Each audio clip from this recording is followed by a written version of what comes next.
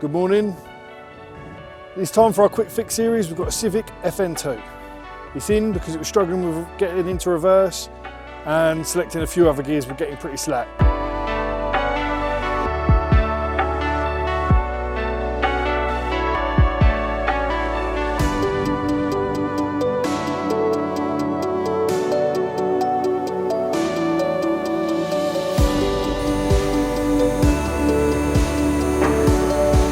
So the shift cable is broken, so we're now fitting new cable.